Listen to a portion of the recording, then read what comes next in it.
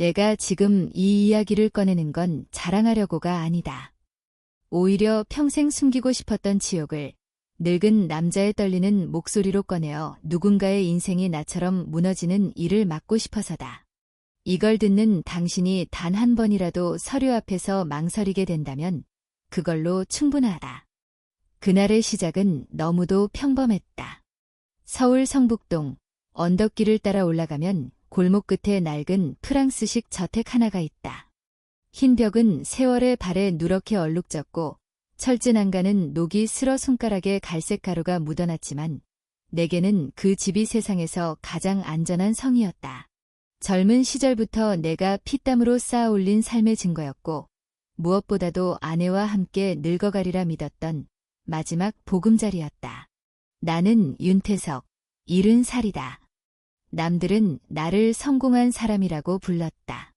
작은 공장 하나로 시작해 중견기업 흉내까지 냈고 직원들 밥줄을 끊지 않겠다는 고집 하나로 새벽과 밤을 갈아 넣었다. 장부는 내 손이 먼저 보고 계약서는 내 펜끝이 먼저 닿았다. 그게 내 성격이었다. 누구도 나를 속이기 어렵다고들 했다. 그런데 웃기지 않나. 세상에서 가장 쉽게 나를 속인 사람은 내 곁에서 40해를 함께 산 사람이었다. 그날도 나는 습관대로 아침 일찍 일어나 마당의 감나무를 한번 쳐다보고 거실 창을 열어 공기 냄새를 맡았다. 늦가을 특유의 금속 같은 차가움이 코끝을 찔렀다. 바람은 잔잔했지만 어딘가 불길하게 축축했다. 비가 올 것 같은 날이었다. 아내는 주방에서 차를 끓이고 있었다. 그녀의 이름은 고연화. 흔한 이름은 아니다. 결혼 초 연화는 마을에서 야무진 여자로 불렸다. 돈 계산이 빠르고 사람 마음을 잘 읽었다. 내 젊은 날에는 그게 든든했다. 나는 밖에서 벌고 연화는 집을 지켰다. 나는 믿었다.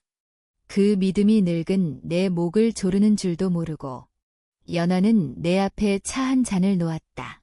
그녀는 웃었지만 이상하게도 눈이 나를 똑바로 보지 않았다. 마치 내 눈을 마주치면 어떤 죄가 들킬까 봐 피하는 사람처럼. 그때 나는 그 작은 신호를 잡았어야 했다. 그런데 나는 늙었고 익숙함에 취해 있었고 우리라는 단어를 너무 쉽게 믿었다. 연화가 조심스럽게 두툼한 서류 봉투를 꺼냈다. 봉투 모서리는 이미 여러 번 만져진 듯 살짝 구겨져 있었다. 그녀는 테이블 위에 가지런히 펼치며 말했다. 여보, 이것 좀 정리하자. 우리도 이제 나이인데 나중에 얘들한테 번거로운 일 남기고 싶어? 세금도 그렇고 상속 절차도 복잡하잖아. 나는 찻잔을 들었다가 내려놓았다. 상속이라는 말이 내 귀를 간지렸다. 아이들은 해외에서 살고 있었다. 큰아들은 캐나다에서 연구일을 한다고 했고 둘째는 호주에서 가정을 꾸렸다. 바쁘게 산다고 연락이 뜸한 건 섭섭하지만 이해했다. 늙은 부모가 병이라도 나면 급히 날아오겠지. 나는 그렇게 믿었다. 그래서 더더욱 연화의 말이 현명한 정리처럼 들렸다. 연화는 서류를 손가락으로 짚어가며 설명했다. 등기, 주식, 예금, 위임장, 그리고 낯선 문구들이 빼곡했다. 내 눈이 예전 같지 않아 작은 글씨가 흐릿하게 보였다. 돋보기를 찾으려 하자 그녀가 먼저 내 손을 잡았다. 당신 눈 아프게 보지 말고 그냥 여기만 사인해. 내가 다 알아보고 준비했어. 공증도 받을 거고 나중에 얘들한테 불리한 거 하나도 없어. 우리가 같이 사는 집인데 이름이 누구로 되어 있든 무슨 상관이야. 그저 절차야. 그 말이 이상하게 따뜻하게 들렸다. 우리가 같이 사는 집. 그 문장 하나에 내 경계심이 풀어졌다. 나는 평생 가족이라는 울타리를 믿었다. 회사에서는 냉정했지만 집에서는 순진해질 만큼 믿었다. 그게 내 약점이었다. 그런데 지금 돌이켜보면 연화의 손끝은 조금 차가웠다. 차를 끓여온 사람의 손이 그렇게 차가울 수 있을까? 그녀의 손톱은 유난히 반짝였다. 내가 눈치채지 못한 사이 그녀는 이미 내 옆이 아닌 다른 세상에 발을 담그고 있었던 거다. 연화는 내 앞에 만년필을 놓았다. 오래전 내가 선물해준 펜이었다. 사업이 잘 되기 시작하던 해, 이 펜으로 더 좋은 계약 많이 하라고 웃으며 줬던 그 펜. 그 펜 끝이 그날 내 삶을 찢는 칼이 될 줄 누가 알았겠나. 나는 서명을 했다. 내 이름 석자를 예전처럼 반듯하게 쓰려 했지만 손이 떨렸다. 나이 탓이라고만 생각했다. 글씨가 흔들리자 연화는 부드럽게 웃으며 내 어깨를 두드렸다. 괜찮아, 여보. 이제 편하게 살자. 편하게 살자. 그 말이 내 귀에서 아직도 떠나지 않는다. 편하게 살자는 말이 사실은 당신을 편하게 치워버리겠다. 는 뜻이었다는 걸 나는 너무 늦게 알았다. 그날 오후, 우리는 함께 법무사 사무실에 갔다. 종로 쪽 오래된 건물 2층이었다. 계단은 삐걱거렸고 복도에는 복사기 냄새가 났다.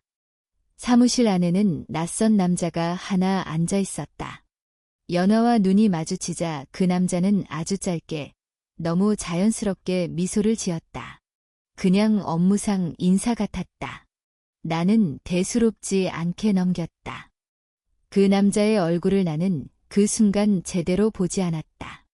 내 인생에서 가장 중요한 장면에서 나는 가장 중요한 얼굴을 똑바로 보지 않았다. 서류는 또 한 번 내 앞에 펼쳐졌다. 확인하셨죠? 라는 말과 함께 나는 내내 연화를 믿고 있었다.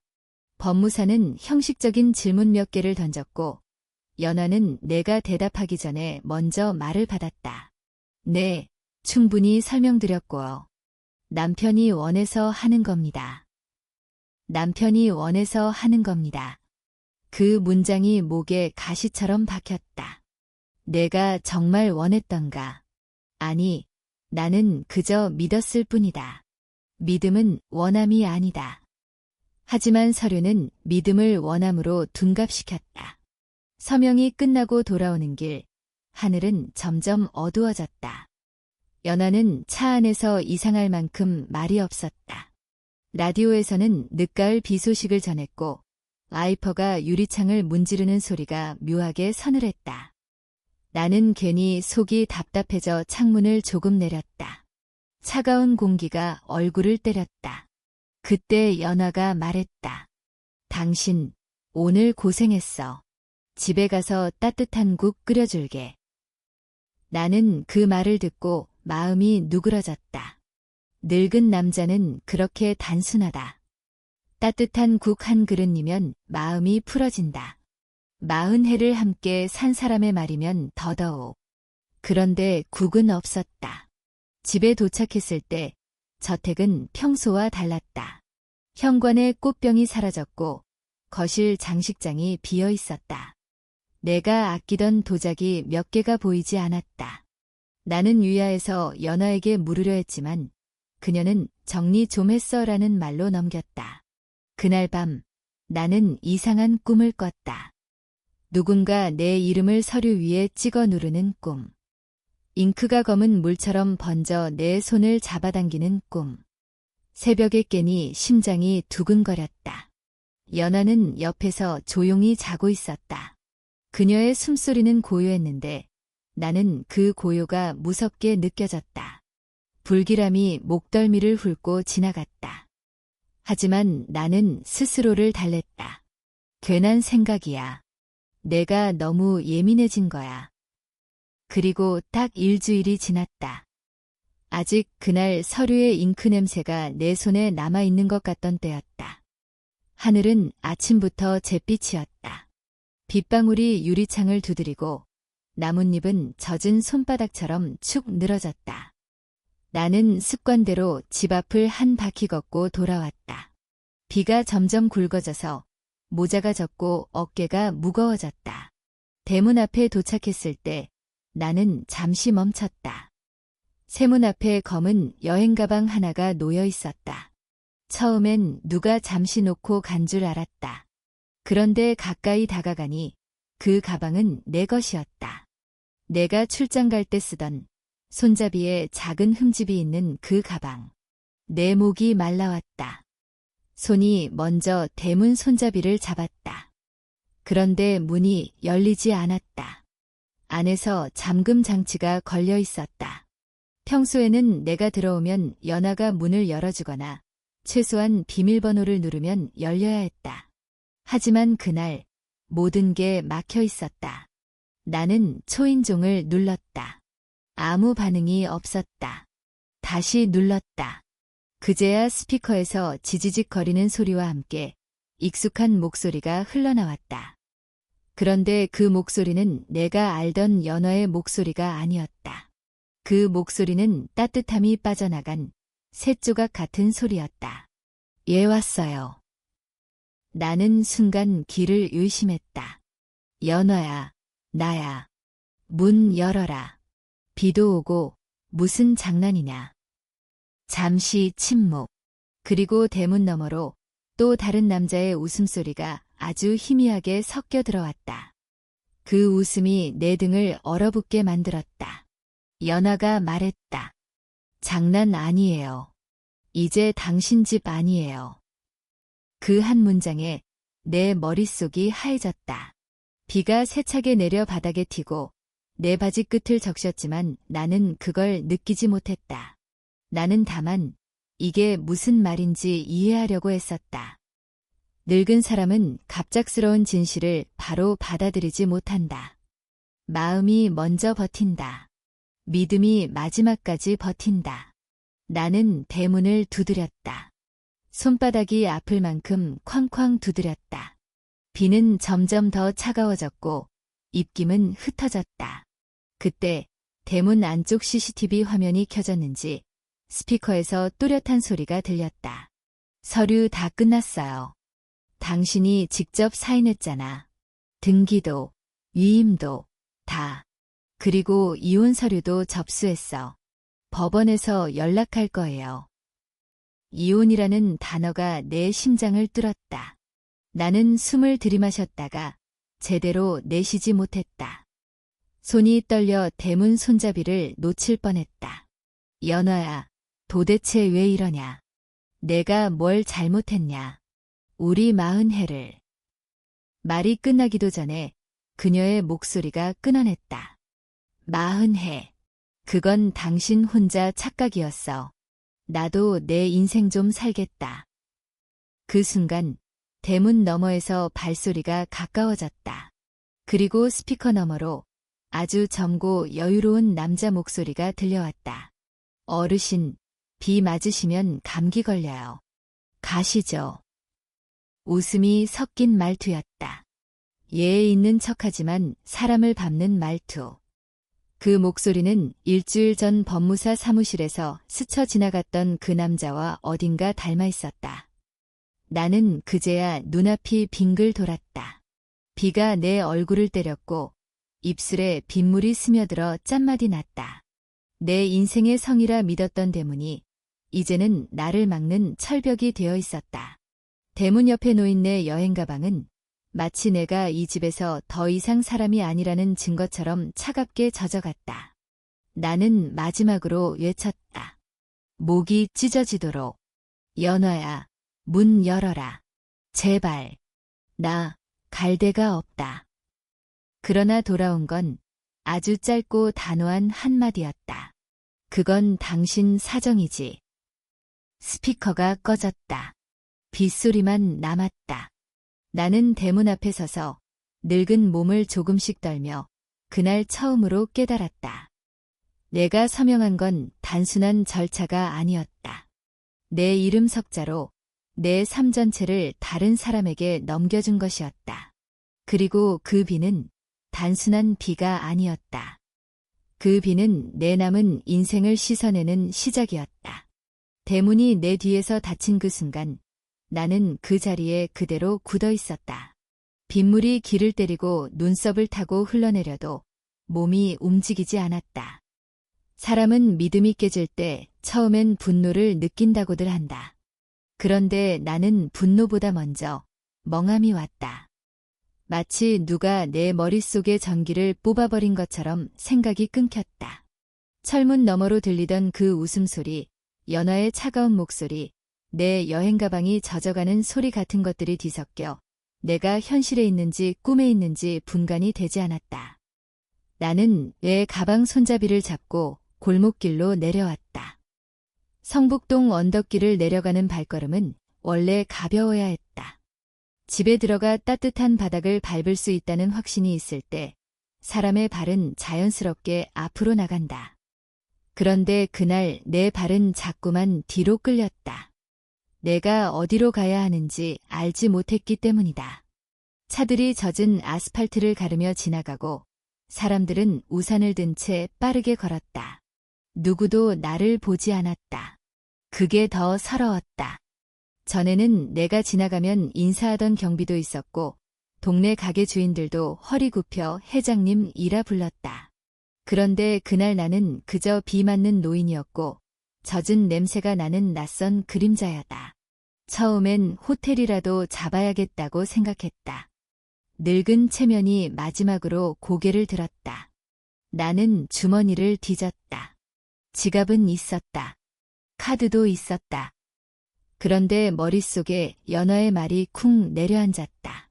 서류가 다 끝났다고, 계좌도, 위임도 다 넘어갔다고. 설마 했지만 내 손이 떨렸다. 혹시나 하는 마음으로 가까운 편의점에 들어가 물 한 병을 집었다. 계산대 앞에서 카드 단말기에 카드를 꽂는 순간 화면이 내 심장을 때렸다. 승인 거절. 나는 다시 꽂았다. 다시 거절. 직원이 미안한 얼굴로 고개를 들더니 조심스럽게 말했다. 손님, 다른 카드 있으세요? 그 말 한마디가 내 얼굴을 불태웠다. 마치 내 속이 훤히 들킨 것 같았다. 나는 착각했네 하고 웃는 척했다. 물병을 제자리에 놓고 아무 일도 없던 사람처럼 걸어 나왔다. 비는 계속 내렸다. 길가에서 한참을 서성이다가 나는 결국 택시를 잡을 수도 없었다. 택시비조차 현금이 얼마나 남아있는지 확신이 없었다. 그리고 무엇보다 택시를 타고 가서 내릴 곳이 없었다. 호텔을 잡자니 예약과 결제와 신분 확인이 필요한데 그 모든 게 갑자기 너무 멀게 느껴졌다. 나는 평생 남에게 부탁하지 않는 삶을 살았다고 자부했다. 그런데 그 밤 세상은 내게 이제 너도 누군가에게 부탁해야 한다 라고 말하고 있었다. 하지만 나는 그걸 받아들일 수가 없었다. 아이들에게 연락하면 되지 않느냐고 누군가는 말할 것이다. 맞다. 당장 전화 한 통이면 됐다. 캐나다의 큰아들은 새벽이겠지만 전화를 받았을 것이다. 호주의 둘째는 점심 무렵이었을 테니 더 쉽게 연락이 닿았을 것이다. 하지만 늙은 아버지라는 존재는 때로는 자식보다 자기 체면을 더 무겁게 든다. 나는 내 목소리로 아빠가 집에서 쫓겨났다라는 문장을 내뱉을 자신이 없었다. 자식의 걱정을 만드는 순간 나는 더 작은 사람이 될 것 같았다. 그리고 무엇보다 내가 바보처럼 서명했다는 사실을 인정하기가 싫었다. 내 인생 전체가 조롱거리로 바뀌는 걸 견딜 수가 없었다. 그렇게 나는 첫날 밤을 거리에서 보냈다. 서울의 밤은 환하다. 간판 불빛이 비에 젖은 도로 위에 길게 번지고 늦게까지 영업하는 식당들이 김을 내뿜는다. 사람들은 웃으며 술집으로 들어가고 택시 기사들은 창문을 열어 담배를 피운다. 그 모든 풍경이 내게는 영화의 한 장면처럼 멀었다. 나는 그 영화 속에 들어갈 표를 잃어버린 노인이었다. 나는 지하철역 근처의 벤치에 앉았다. 벤치는 차가웠고 옷은 젖어 몸에 달라붙었다. 바람이 불 때마다 뼛속까지 시렸다. 누군가 내 옆을 지나갈 때마다 나는 어깨를 움츠렸다. 혹시 경찰이 와서 여기서 주무시면 안 됩니다 라고 말할까봐, 혹시 누군가 나를 보고 노숙자네 라고 손가락질할까봐. 그런데 정작 아무도 내게 말을 걸지 않았다. 무시당하는 것이 때로는 욕을 먹는 것보다 더 잔인하다. 둘째 날이 밝았을 때 나는 내 얼굴이 얼마나 초라해졌는지 깨달았다. 가까운 공중 화장실에서 거울을 봤다. 머리는 비에 젖어 눌리고 눈 밑은 꺼멓게 패였다. 입술은 말라 갈라져 있었다. 나는 어제까지도 회장님 소리를 들었던 사람이었다. 그런데 거울 속에는 그냥 피곤한 노인이 있었다. 그때부터 나의 시간은 달라졌다. 시간이 하루가 아니라 버티는 단위가 되었다. 먹는 문제는 더 잔인했다. 현금은 조금 남아 있었다. 하지만 어디까지 버틸 수 있을지 알 수 없었다. 나는 하루 한 끼로 줄였고 그것도 가장 값싼 김밥이나 컵라면으로 때웠다. 편의점에서 뜨거운 물을 받아 컵라면을 들고 먹는 순간 손이 부들부들 떨렸다. 뜨거움이 아니라 굴욕 때문에 떨렸다. 내가 살면서 가장 많이 했던 일은 사람들에게 밥을 사주는 일이었다. 직원들에게 회식비를 내고 거래처 손님들에게 비싼 술을 대접하고 가족들에게 좋은 식당을 예약하던 사람이었다. 그런데 이제 나는 구석에서 컵라면을 들고 숨죽여 먹고 있었다. 잠을 자는 건 더 힘들었다. 노숙 경험이 없는 늙은 몸은 바닥과 친해지지 않는다. 허리가 쑤시고 무릎이 시큰거리고 손목이 저렸다. 자다 깨면 목이 뻣뻣했고 한쪽 팔은 저려서 감각이 없었다. 특히 비가 오는 날은 지옥이었다. 비는 그치지 않았다. 며칠씩 이어지는 겨울비는 서울을 찬물에 담가 놓은 것처럼 만들었다. 나는 지하도 입구에서 비를 피했고 버스 정류장의 지붕 아래에서 몸을 웅크렸다. 옷은 마르지 않았다. 젖은 옷은 냄새를 만들었고 냄새는 사람을 더 고립시켰다. 사람들은 내가 다가가면 한 걸음 뒤로 물러섰다. 나도 그걸 알았다.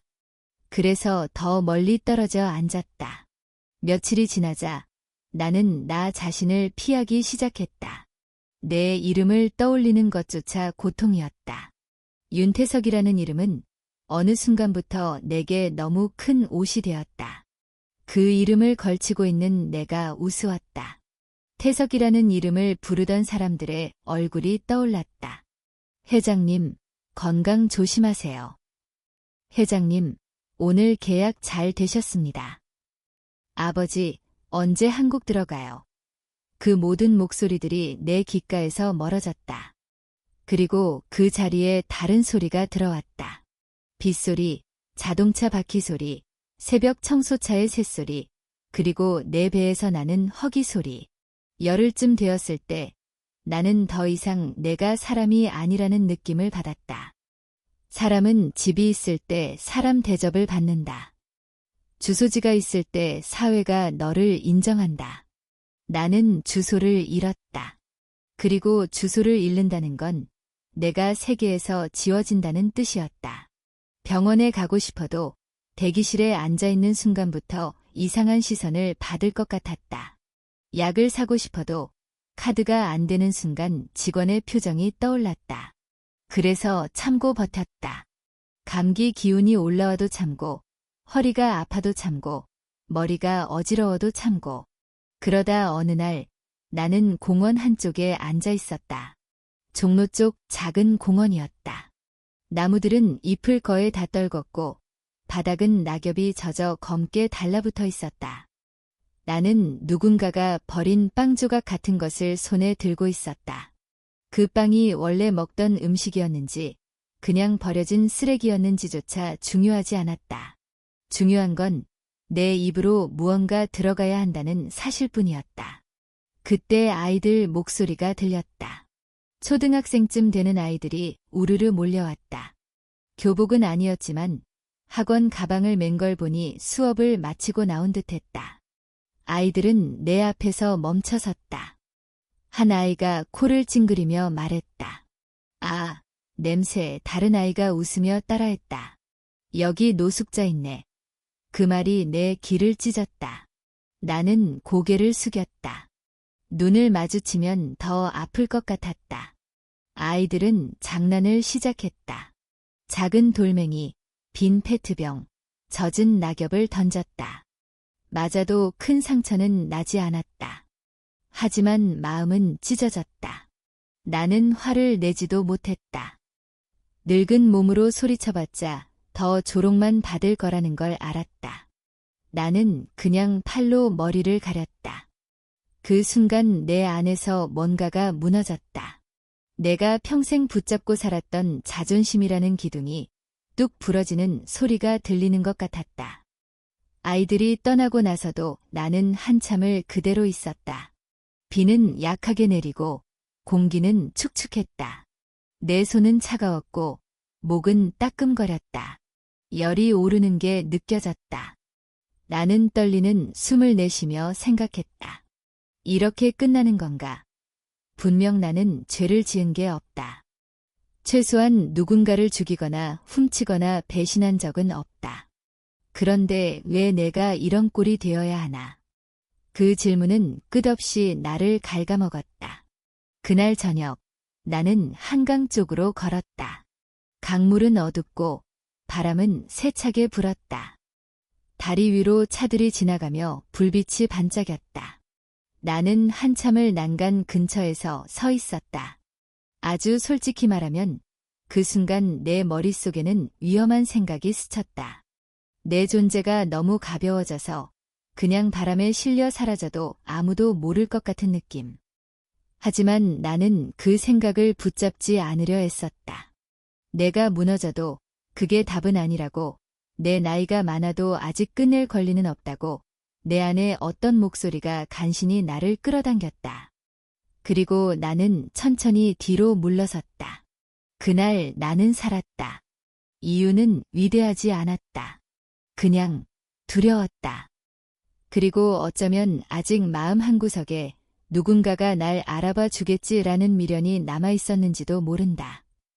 하지만 몸은 거짓말을 하지 않았다. 며칠간의 굶주림과 추위가 쌓였고 나는 점점 걸음이 느려졌다. 머리가 무겁고 시야가 흐릿해졌다. 어느 밤 길가에 앉았다가 일어나려는데 다리가 내 뜻대로 움직이지 않았다. 숨을 들이마실 때마다 폐가 따끔거렸고 손끝은 얼음처럼 차가웠다. 나는 그대로 인도 가장자리로 주저앉았다. 지나가던 사람들의 발소리가 멀게 들렸다. 누군가는 내 옆을 빠르게 지나갔고 누군가는 한번 흘끗 보더니 시선을 돌렸다. 그게 당연했다. 누구도 문제에 휘말리고 싶지 않다. 특히 서울 같은 도시에서는 더 그렇다. 눈꺼풀이 무거워졌다. 나는 바닥의 냉기를 그대로 느끼며 아, 이제 정말 끝이구나라고 생각했다. 그때였다. 누군가의 그림자가 내 위로 드리웠다. 따뜻한 손이 내 어깨에 조심스럽게 닿았다. 그 손길은 내가 열흘 넘게 느껴보지 못한 인간의 온기였다. 낯선 목소리가 급하게 나를 불렀다. 어르신, 괜찮으세요, 어르신.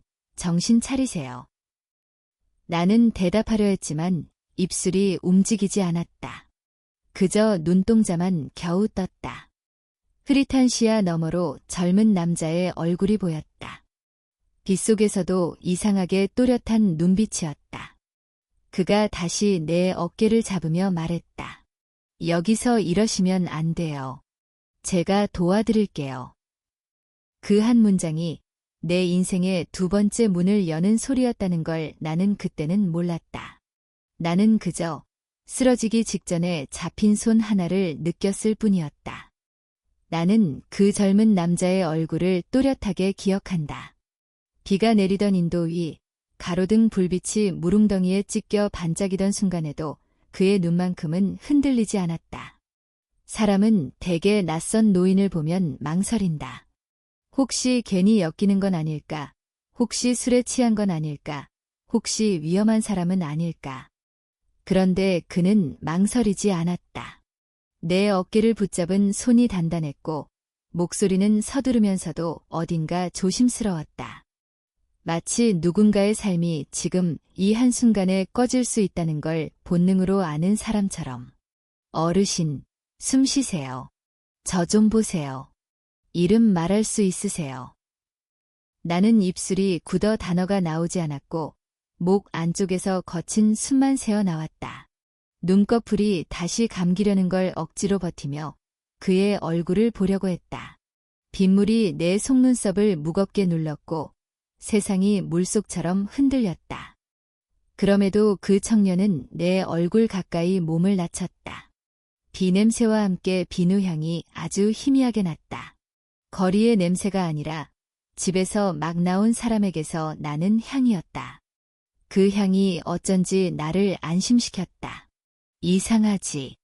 늙은 몸이 다 꺼져가면서도 사소한 향 하나에 마음이 풀리다니. 그가 내 주머니를 함부로 뒤지지 않았다는 것도 기억한다. 대신 내 손목을 살펴 맥을 짚고 이마에 손을 대고 열을 확인했다. 그리고는 주위를 둘러보며 택시를 잡았다. 택시는 쉽게 서지 않았다. 비 오는 밤, 종로의 도로는 차가 많았다. 그는 손을 높이 들고 여러 번 신호를 보냈다. 그 모습이 어쩐지 간절해 보여 나는 그가 내 가족도 아닌데 왜 이렇게까지 하나 그 생각부터 들었다. 그 생각을 하는 순간 마음 한구석이 더 시렸다. 가족이 아니어도 이렇게 해주는데 내 가족은 지금 어디에 있나. 물론 자식들을 탓할 일은 아니었다. 내가 말하지 않았다. 내가 숨겼다. 체면이라는 이름으로 스스로를 어둠 속에 밀어넣었다. 택시가 멈추자 그는 기사에게 먼저 말했다. 병원 가까운 데로 가주세요. 어르신 열이 심한 것 같아요. 기사는 내 모습을 힐끗 보더니 표정이 굳었다. 젖은 옷, 헝클어진 머리, 키키한 냄새. 기사 눈빛이 말하고 있었다. 태우기 싫다. 곤란하다. 그런데 그 청년이 지갑을 꺼내 보이며 단호하게 말했다. 제가 계산할게요. 걱정 마세요. 그 말 한마디에 기사는 결국 문을 열어줬다. 차 안은 따뜻했다. 난방 바람이 다리에 닿는 순간 나는 오히려 더 떨렸다. 사람은 너무 오래 추위에 있으면 따뜻함이 닿을 때 온몸이 더 떨린다. 내 떨림을 보고 청년은 내 무릎 위에 자신의 겉옷을 덮어줬다. 젖은 내 옷 위로 마른 천이 닿자 갑자기 눈물이 날 것 같았다. 늙으면 자꾸 이런다. 거창한 말보다 작은 친절 하나에 마음이 무너진다. 나는 이를 꽉 깨물었다. 울면 안 된다. 아직은 버텨야 한다. 그런데 눈물이 안 나오려 할수록 목이 더 잠겼다.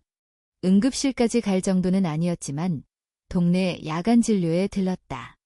의사는 내 얼굴을 보자마자 저체온이랑 탈수, 그리고 감기인지 폐 쪽도 조금 의심이 일하고 했다.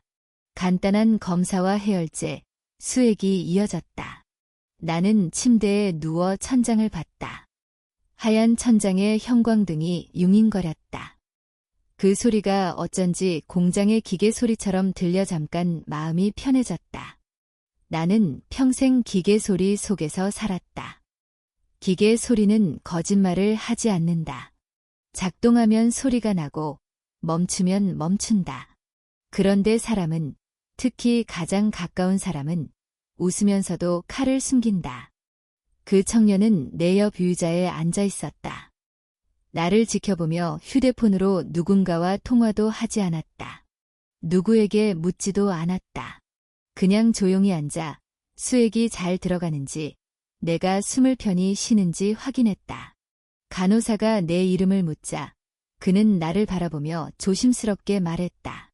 어르신, 성함이. 그때 나는 힘겹게 입을 열었다. 목이 갈라지는 소리로 내 이름을 말했다. 윤태석. 그 청년이 고개를 끄덕이며 간호사에게 전달했다.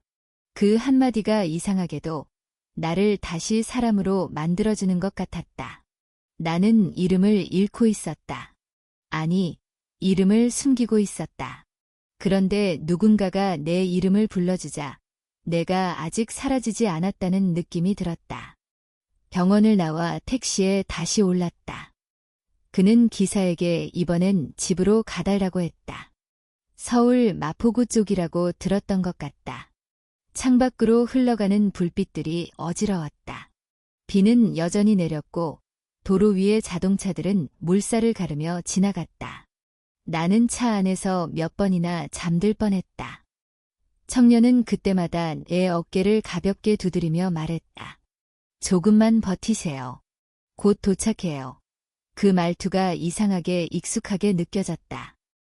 어쩌면 내가 젊었을 때 직원들에게 했던 말과 비슷해서였을지도 모른다. 버텨. 조금만 더. 곧 좋아져. 나는 평생 그 말을 남에게 했는데 정작 내가 듣게 될 줄은 몰랐다. 그의 집은 크지 않았다. 아파트였다. 엘리베이터를 타고 올라가 문이 열리자 따뜻한 공기와 함께 책 냄새가 밀려왔다. 현관 옆에는 깔끔하게 정리된 신발들이 있었고 거실 한쪽 벽에는 책장이 꽉 차 있었다. 법률 서적 같은 두꺼운 책도 보였고 어떤 책은 밑줄이 가득했다. 나는 그걸 보고 생각했다. 이 청년은 공부를 많이 한 사람이다. 단지 착한 사람만이 아니라 머리도 가진 사람이다. 그는 나를 욕실로 안내하며 수건과 새 칫솔을 내밀었다. 어르신, 씻으실 수 있으세요. 무리하시면 제가 도와드릴게요. 문은 잠그지 마시고. 그 말이 존중처럼 들렸다. 노인을 아기처럼 다루지 않고 내가 할 수 있는 것을 스스로 하게 해주는 배려였다. 나는 욕실 거울 앞에서 한참 서 있었다. 옷을 벗자 내 몸이 낯설었다. 갈비뼈가 더 도드라져 보이고 피부는 푸석했다. 내가 이렇게 망가졌나. 샤워기에서 따뜻한 물이 나오자 나는 오랜만에 살아있다는 감각을 느꼈다. 물이 머리를 타고 내려오며 먼지와 냄새를 씻어내렸다. 그 순간만큼은 과거도, 대문도, 연화도, 그 젊은 남자의 웃음도 잠시 흐려졌다. 씻고 나오니 그는 부엌에서 죽을 끓이고 있었다. 아주 진한 쌀죽이 아니라 속을 달래는 맑은 죽이었다. 김이 올라오고 참기름 향이 아주 살짝 났다. 그는 내 앞에 그릇을 놓으며 말했다. 뜨거우니까 천천히 드세요. 나는 숟가락을 들었다. 손이 떨려 죽이 흔들렸다. 그걸 보고 그는 그저 조용히 물컵을 내 쪽으로 더 가까이 밀어줬다. 아무 말도 하지 않았다. 그 침묵이 더 고마웠다. 동정도, 호기심도, 판단도 없는 침묵. 그날 밤 나는 작은 방에서 잤다. 침구는 깨끗했고 이불은 포근했다. 몸이 침대에 닿자마자 그대로 꺼질 듯 잠들었다. 그런데 잠이 깊어질수록 악몽이 더 선명해졌다. 대문 앞에서 비 맞던 내 모습, 스피커에서 들리던 연화의 목소리, 그리고 내 서명. 꿈속에서 나는 계속 서명하고 있었다. 펜끝이 종이를 긁는 소리가 귀를 찢었다. 나는 숨을 헐떡이며 깼다. 방은 어두웠고 거실에서 희미한 불빛이 새어 들어왔다. 시계를 보니 새벽이었다. 물 한 잔을 마시려 문을 열자 거실에서 그 청년이 혼자 앉아있는 게 보였다. 그는 아직 잠들지 않고 책을 보고 있었다. 내 발소리를 듣고 고개를 들더니 곧바로 자리에서 일어났다. 죄송해요. 제가 시끄러웠나요? 나는 고개를 저었다. 아니야. 왜 안 자고 있나? 그가 잠깐 머뭇거리다가 말했다.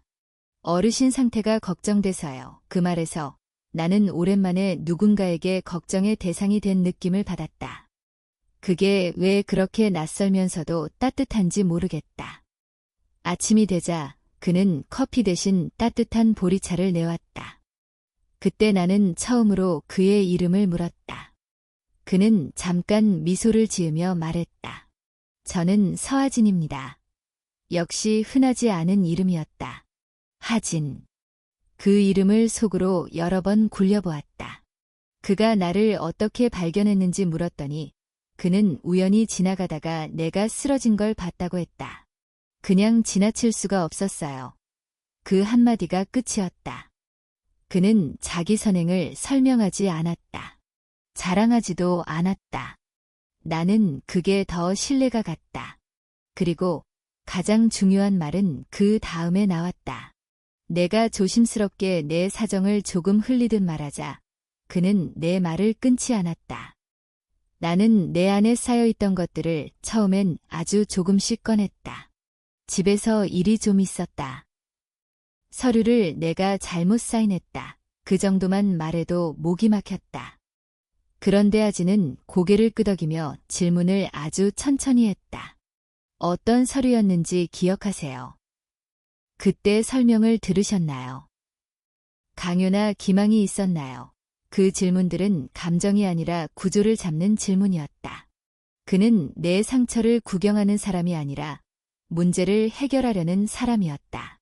나는 결국 다 말해버렸다. 성북동 저택, 연화, 그리고 젊은 남자 도윤, 법무사 사무실, 서명, 대문 밖으로 쫓겨난 날. 내 목소리는 중간중간 떨렸고 어떤 부분에서는 말이 끊겼다. 나는 늙은 남자가 울먹이는 모습을 보이고 싶지 않았다. 그런데 아지는 내 눈을 피하지 않았다. 어르신이 바보라서 그런 게 아니에요. 그가 조용히 말했다. 가장 가까운 사람에게 당하면 누구든 무너져요. 그 말은 위로 같았지만 동시에 현실 인정 같기도 했다. 나는 그제야 아주 작게 고개를 끄덕였다. 맞다. 나는 바보가 아니라 믿었을 뿐이다. 하지만 믿음이 이렇게 무거운 대가를 치를 줄 몰랐다. 하지는 잠시 생각하더니 자신의 지갑에서 명함을 꺼냈다. 그는 명함을 내 앞에 조심스럽게 놓았다. 거기에는 또렷하게 적혀 있었다. 변호사 서하진. 업무 분야는 민사, 가사, 재산 분쟁.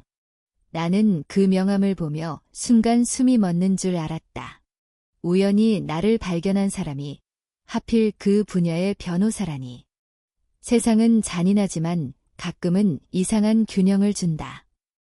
어쩌면 신이 나를 끝까지 버리지 않았다는 신호였을지도 모른다. 물론 그때의 나는 신을 믿고 싶어서 그렇게 생각했을 뿐이다. 어르신, 바로 결론부터 말하면요. 하진이 말했다. 사인을 하셨다고 해서 무조건 끝난 건 아닙니다. 기망, 착오, 강박이 있었는지, 당시 상황이 어떤지, 절차가 적법했는지 따져볼 수 있어요.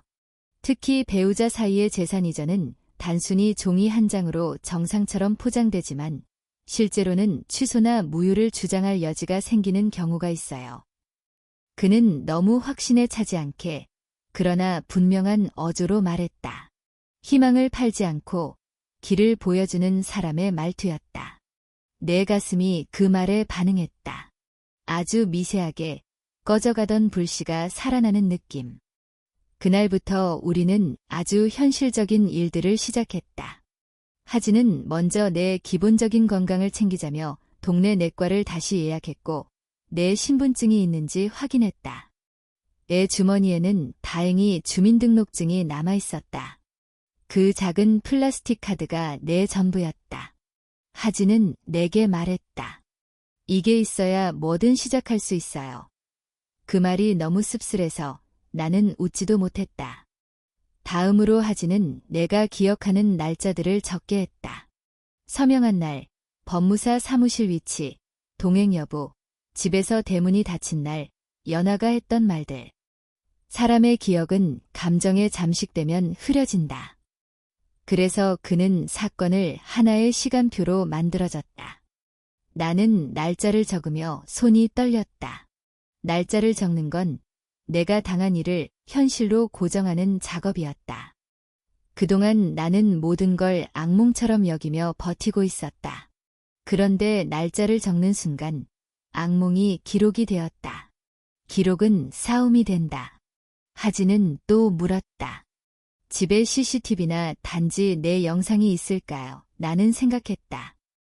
우리 저택 근처에는 골목 입구에 방범용 카메라가 있었다. 집 안에도 현관 카메라가 있었던 기억이 났다. 연하가 젊은 남자를 들이는 장면이 찍혔을까?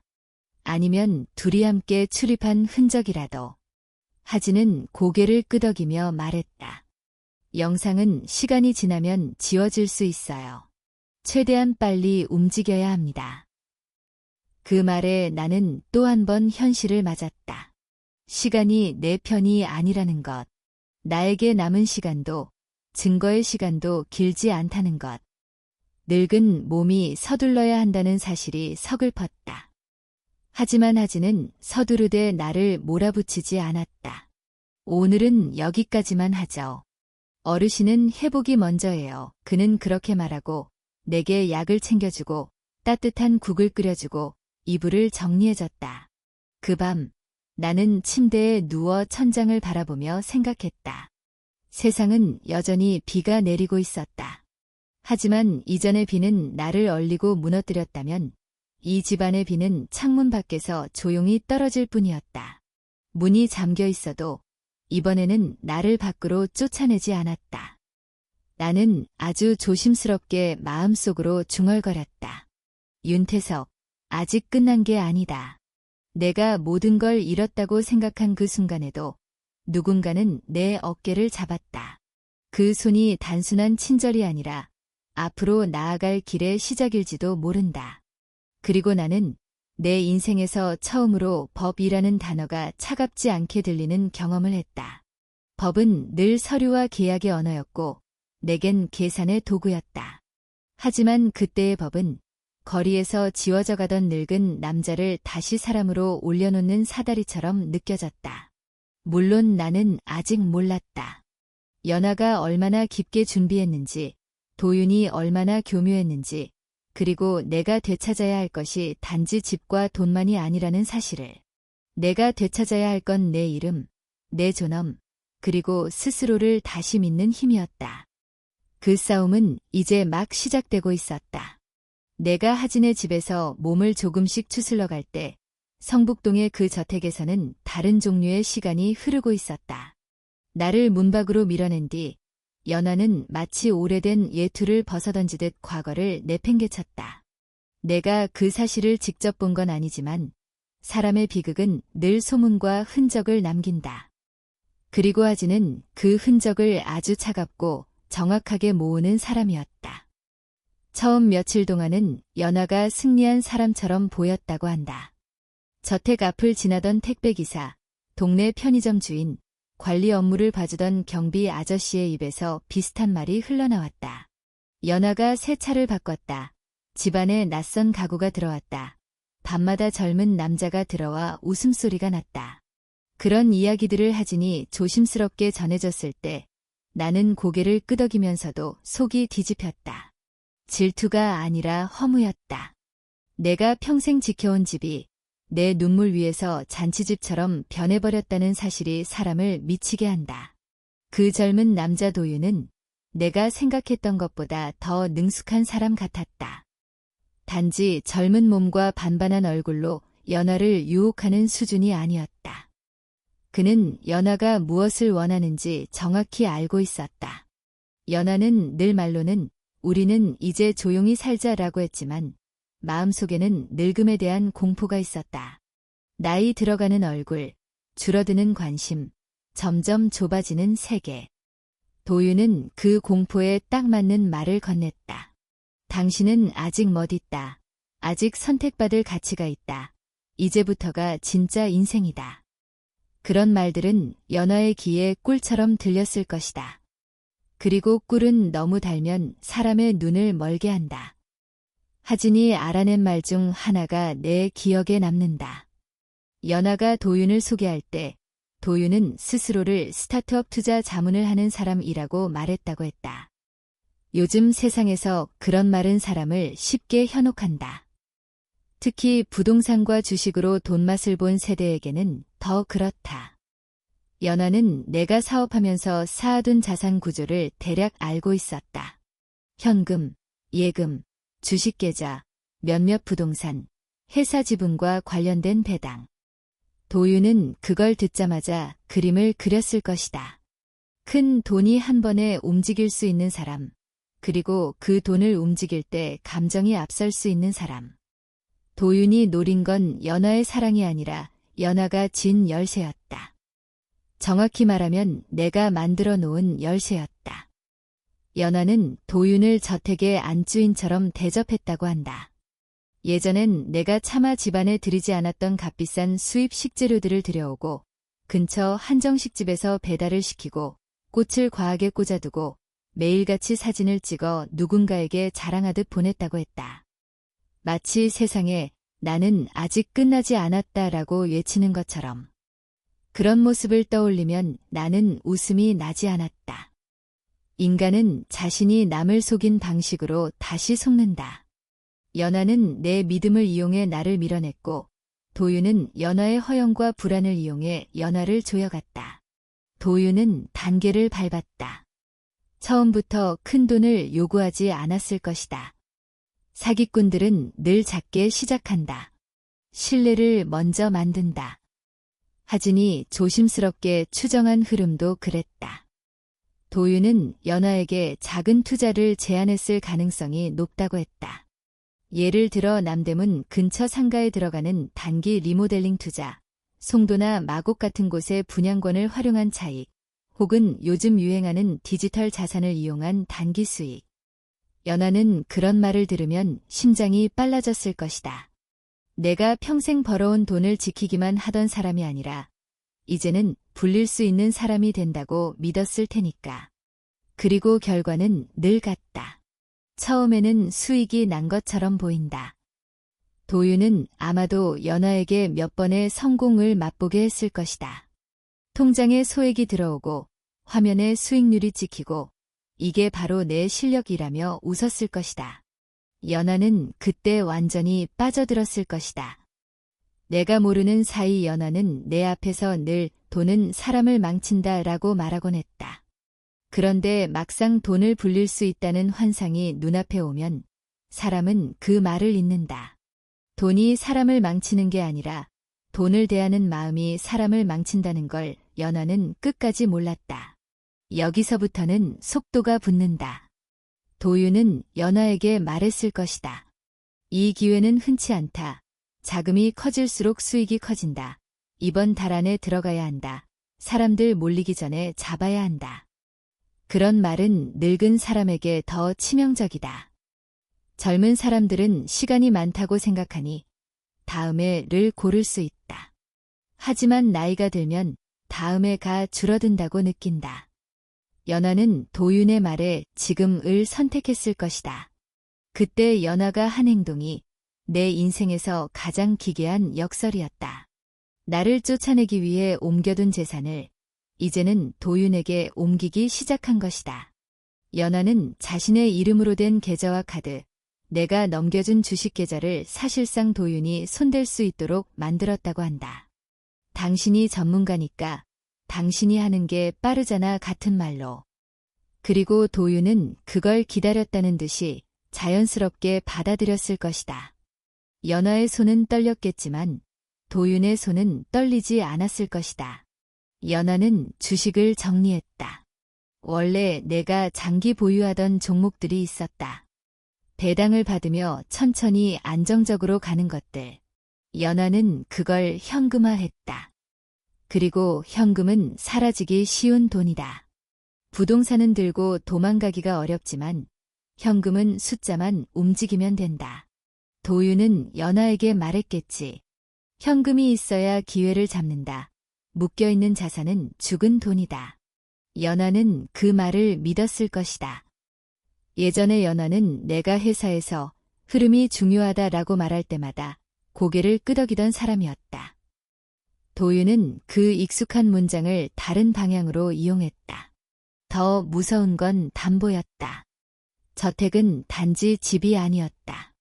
내 인생의 무게가 들어있는 공간이었다.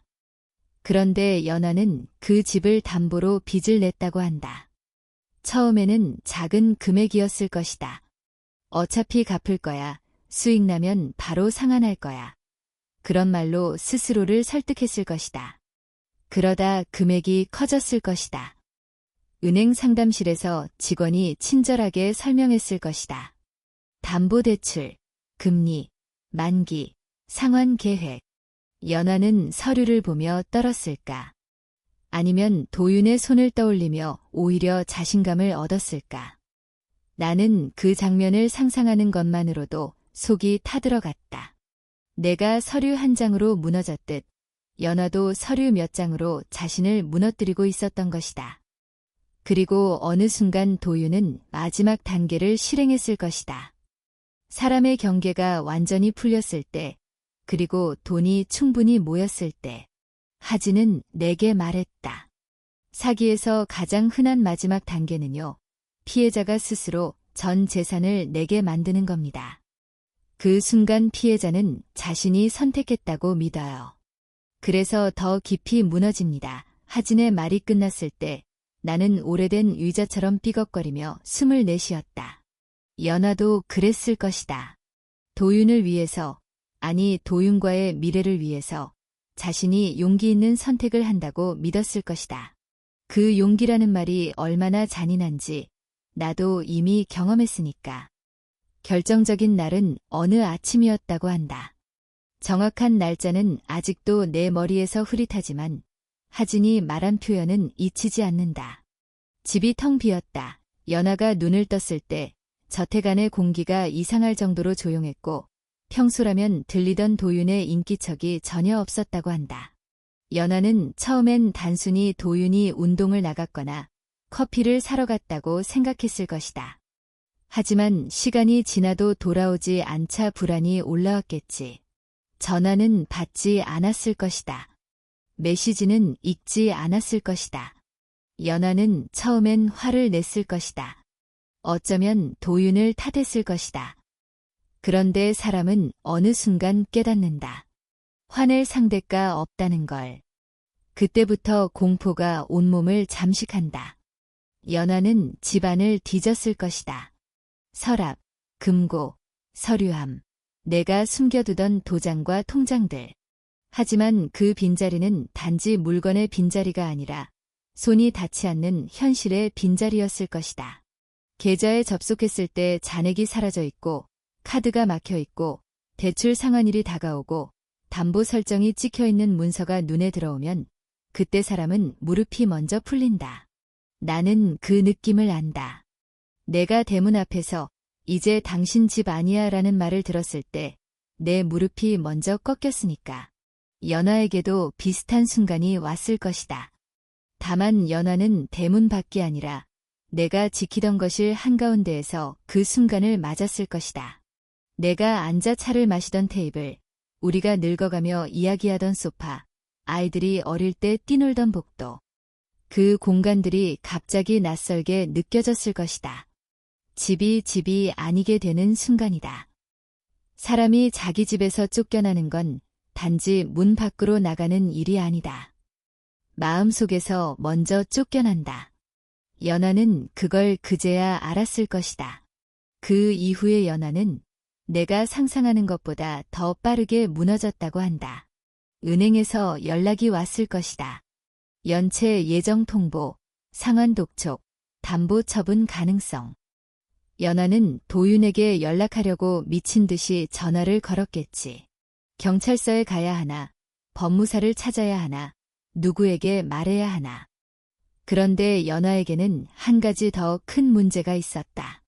나를 버리고 얻은 자산이었고 그 자산을 도윤에게 넘긴 과정도 떳떳하지 않았을 가능성이 높다. 사람은 죄책감이 있으면 신고도 망설인다. 남에게 말하는 순간 자신의 얼굴도 함께 드러나니까. 연하는 그 사이에서 더 흔들렸을 것이다. 나는 그 이야기를 들으며 이상한 감정을 느꼈다. 통쾌함이 아니었다. 그게 나 자신도 놀라웠다. 연하는 나를 무너뜨렸다. 나는 거리에서 굶었고 조롱을 들었고 추위에 떨었다. 그런데도 연하가 무너졌다는 말을 들었을 때 내 가슴에서는 시원함이 아니라 무거운 돌이 굴러 떨어지는 느낌이 났다. 아마도 그 돌은 오랫동안 쌓인 우리의 기억이었을 것이다. 나는 연하를 사랑했다. 그 사랑이 배신으로 더럽혀졌어도 사랑이었던 시간 자체가 사라지는 건 아니더라. 그래서 비극은 더 비극이다. 미운 사람이 아니라 한때 내 삶이었던 사람이 무너지는 걸 지켜봐야 하니까. 하진은 감정에 머물지 않았다. 그는 아주 조용히, 그러나 냉정하게 말했다. 이건 기회입니다. 도윤이라는 사람의 실체가 드러나기 시작한 거예요. 연아 씨가 당한 일이 기록으로 남으면 그 전에 어르신에게 했던 일도 같은 맥락으로 묶일 수 있습니다. 나는 그 말에 고개를 들었다. 같은 맥락. 그 단어가 중요했다. 내 사건은 단순한 부부싸움이나 이혼 갈등이 아니라 누군가의 계획 속에서 벌어진 흐름일 수 있다는 의미였다. 그날 이후 하진은 더 자주 밖으로 나갔다. 그는 사건을 직접 해결하겠다는 듯이 무모하게 달려들지 않았다. 대신 연결고리를 찾았다. 저택 주변의 CCTV, 법무사 사무실 기록, 연아가 거래한 대출 서류의 흔적, 도윤이 사용한 연락처와 계좌의 자취. 나는 집에 남아 차를 마시며 내 손이 떨리는 걸 숨기려 노력했다. 하진이 돌아올 때마다 내게 작은 사실들을 건넸다. 어떤 날은 도윤이 다른 이름을 썼을 가능성이 있다고 했고, 어떤 날은 연아가 급하게 누군가를 찾아다녔다는 소문을 들었다고 했다. 사실 하나하나가 퍼즐처럼 쌓였다. 그리고 나는 점점 확신하게 되었다. 도윤은 단순히 연아를 속인 게 아니다. 도윤은 우리 집을 노렸다. 내 인생의 뿌리를 노렸다. 연아는 그 덫의 입구에서 내 등을 떠밀었고, 도윤은 그 덫을 끝까지 조였다. 덫은 이제 연아의 목에도 걸렸다. 그게 이 현실의 잔인한 균형이었다. 그 균형이 어디로 향하는지 나는 아직 다 알지 못했다. 다만 하나는 분명했다. 성북동 저택의 불빛은 점점 꺼지고 있었다. 연아가 밤마다 켜두던 화려한 조명은 빛과 공포 앞에서 더 이상 따뜻하지 않았을 것이다. 그리고 도윤이 남기고 간 침묵은 내가 대문 밖에서 들었던 침묵과는 다른 종류의 칼날이었을 것이다. 그 칼날이 연아를 베는 동안 하진은 조용히 다음 수를 준비하고 있었다. 내게는 이제 선택이 필요했다. 나는 이 모든 걸 단순히 업보라고 부르며 고개를 돌릴 것인가, 아니면 내 이름과 내 삶을 되찾기 위해, 그리고 더 이상 누군가가 같은 방식으로 다른 사람을 찢어놓지 못하게 하기 위해 끝까지 걸어갈 것인가. 그날 밤, 하진이 마지막으로 내게 남긴 말이 있었다. 어르신, 이제부터는 속도가 아니라 방향입니다. 감정이 아니라 증거입니다. 그 말이 내 가슴에 박혔다. 나는 늙은 남자지만 아직 완전히 끝나지는 않았다. 비가 창문을 두드리는 소리 속에서 나는 아주 느리게 고개를 끄덕였다. 다음 장으로 넘어갈 준비가 내 안에서 시작되고 있었다. 세상의 소문이란 게 참 잔인하다. 내가 거리에서 사라졌을 때는 아무도 나를 찾지 않았는데 성북동 저택에서 사고가 터졌다는 이야기는 바람처럼 번졌다. 사람들은 비극을 좋아한다. 특히 남의 비극은 더 빠르게 입에서 입으로 옮겨간다. 내가 그걸 알게 된 건 하진이 조심스럽게 내 앞에 휴대폰을 내려놓았을 때였다. 화면에는 지역 커뮤니티 글이 떠 있었다. 제목은 과장되어 있었고 내용은 대충 이랬다. 성북동 모 저택의 주인 여성이 큰 사기를 당해 집이 경매로 넘어갈 위기다. 젊은 남자가 돈을 들고 도망갔다. 경찰이 수사에 나섰다. 사실과 소문이 섞여 있었다. 하지만 그 속에는 분명한 진실이 있었다. 도윤이 사라졌고 연아의 손에 남은 건 공허와 빛이라는 진실. 하진은 내 표정을 살폈다.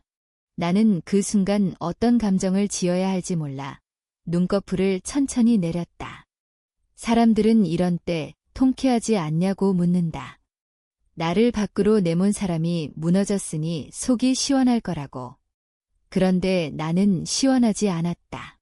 내가 느낀 건 두 가지였다. 하나는 오래 묶여있던 매듭이 조금 풀리는 듯한 안도감, 다른 하나는 가슴 한복판을 무겁게 누르는 허무였다. 연아가 나를 배신한 건 사실이지만 그 배신이 내 인생의 절반을 지워버리는 건 아니었다. 배신은 기억을 찢지만 찢긴 기억은 여전히 내 안에서 피를 흘린다. 내가 그 피 냄새를 맡으며 웃을 수 있을까? 늙은 내가 그 정도로 차갑지는 못했다. 하진이 말했다. 어르신, 이건 감정의 문제가 아니라 사건의 흐름입니다. 도윤이 연하에게서 돈을 빼낸 방식이 확인되면 어르신에게 했던 방식도 같은 구조로 드러날 가능성이 커요. 그리고 무엇보다 지금이 가장 중요한 시점입니다. 증거는 시간이 지나면 사라집니다. 사람들은 시간이 지나면 말을 바꿉니다. 지금 움직이지 않으면 어르신은 평생을 스스로 탓하면서 늙어갈 수도 있어요. 그 말이 내 등을 바로 세웠다. 나는 내 안의 체면 때문에 무너졌고 내 안의 체면 때문에 도움도 청하지 못했다. 그 체면이 내 인생을 지켜준 적도 있었지만 그날 이후로 체면은 내 목을 조르는 줄이 되어 있었다.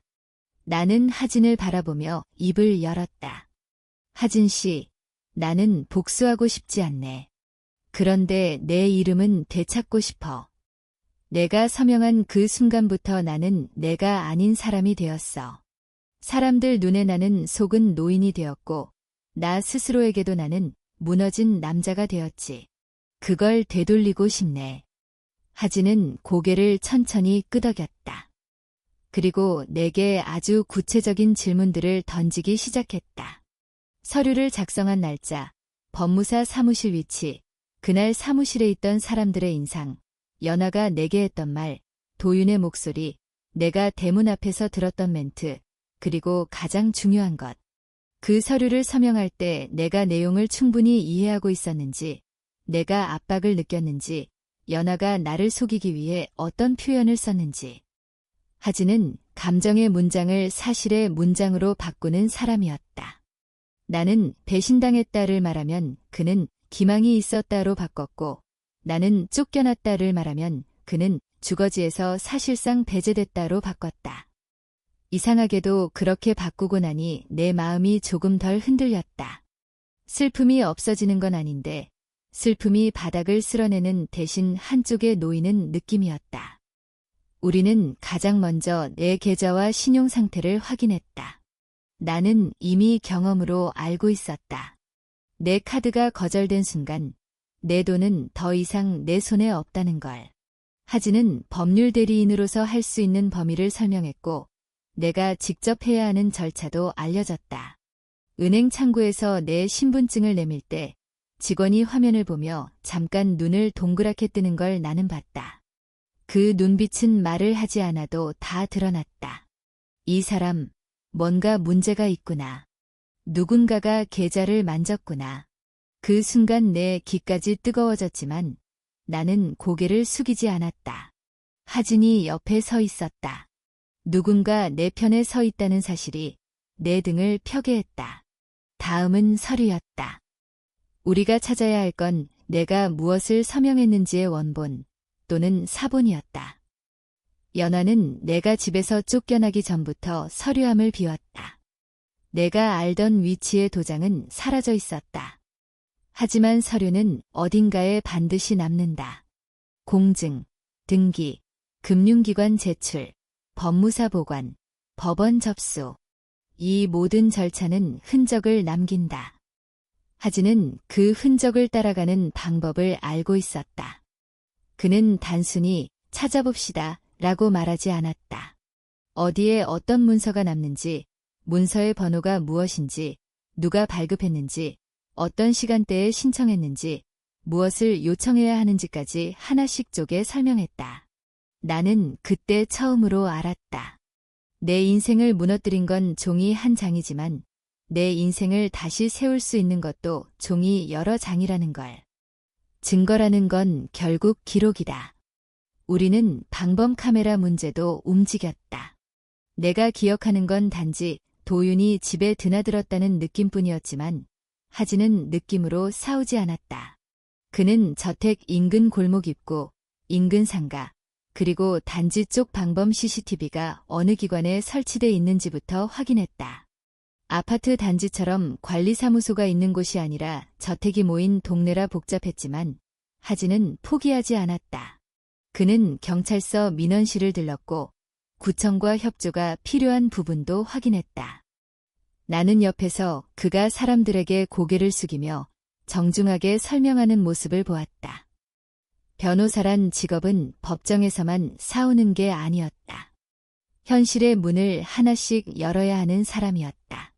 며칠 뒤 하진이 내게 가장 먼저 가져온 건 영상이 아니라 출입 기록에 대한 진술이었다. 동네 세탁소 주인이었다. 그 사람은 연아가 내쫓기기 전부터 연아와 도윤이 함께 세탁물을 맡기러 오는 걸 봤다고 했다. 그 세탁소 주인은 원래 나를 알던 사람이었고 내 이야기를 듣고 얼굴이 굳었다고 했다. 나를 직접 본 건 아니지만 내가 그 동네에서 사라진 뒤에도 저택에서 젊은 남자가 들락거린 걸 봤다는 것. 사람의 기억은 정확하지 않을 수 있다.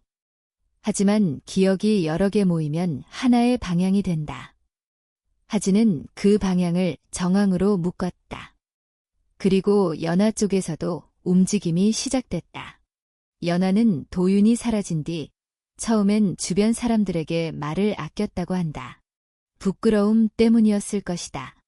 내가 그랬듯이. 하지만 돈은 부끄러움을 기다려주지 않는다.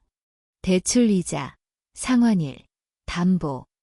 숫자는 늙은 여자의 체면을 찢어발겼을 것이다. 연아는 결국 누군가에게 울며 도움을 청했고 그 이야기가 다시 돌아 우리에게 들어왔다. 하진은 그걸 놓치지 않았다. 피해 사실을 입증할 수 있는 자료가 생기면 도윤의 범행 구조가 더 선명해진다. 그리고 도윤이 처음부터 우리 부부를 함께 노렸다는 가능성도 커진다. 그 시점에서 하진이 내게 물었다.